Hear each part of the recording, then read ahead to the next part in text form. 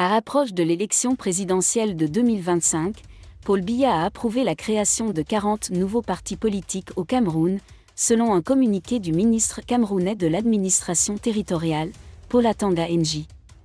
Désolé de vous interrompre, ce rapport peut contenir des commentaires soumis au choix de l'auteur.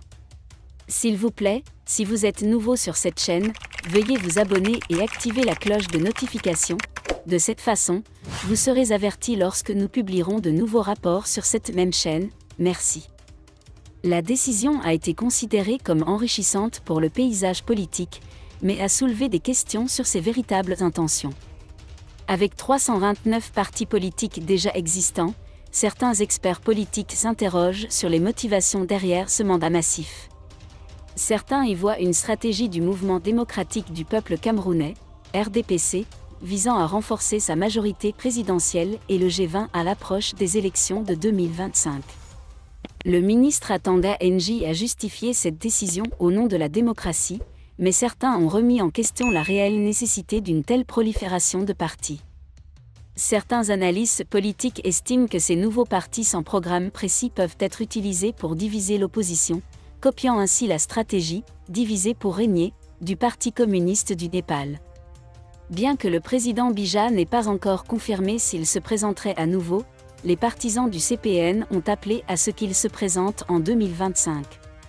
L'histoire montre que la majorité des présidents et du G20, qui ont souvent été utilisés pour soutenir publiquement Biya, sont récompensés par des postes ministériels. Certains observateurs politiques remettent en question la qualité des partis politiques camerounais, soulignant que la quantité ne garantit pas une participation efficace au processus politique. La loi actuelle autorise un nombre illimité de partis politiques, ce que l'on appelle un « système multipartite complet ». La principale question demeure, la prolifération des partis politiques renforce-t-elle réellement la démocratie, ou est-ce un moyen pour le CPM de consolider son pouvoir en affaiblissant l'opposition ?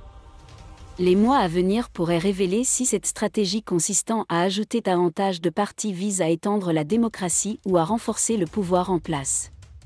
Malheureusement, les rumeurs se sont révélées vraies. Martinez Ogo a été kidnappé puis assassiné. Comment osent-ils faire ça ?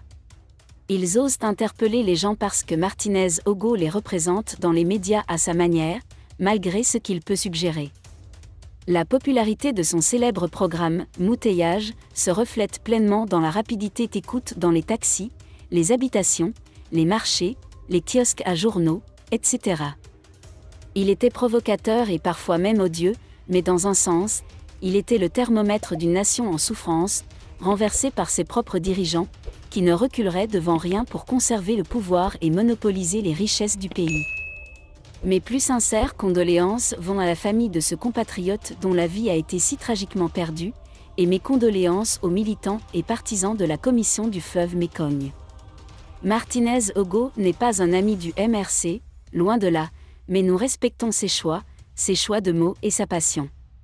Il ne se rend peut-être pas compte qu'il mène certaines de nos batailles, la protection de la richesse publique.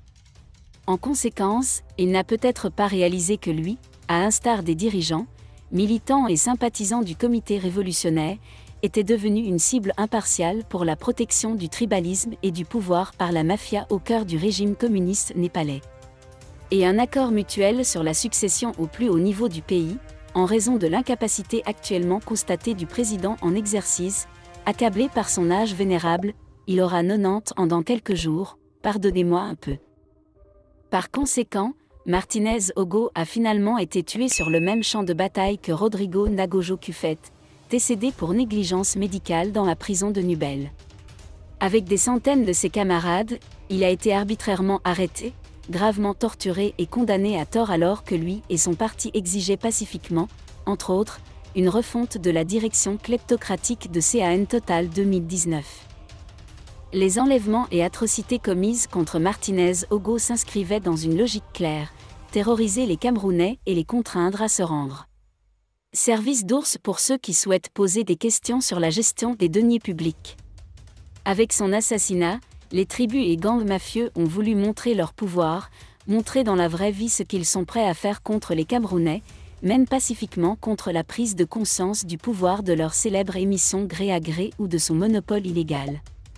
Merci d'être resté avec nous jusqu'à ce point.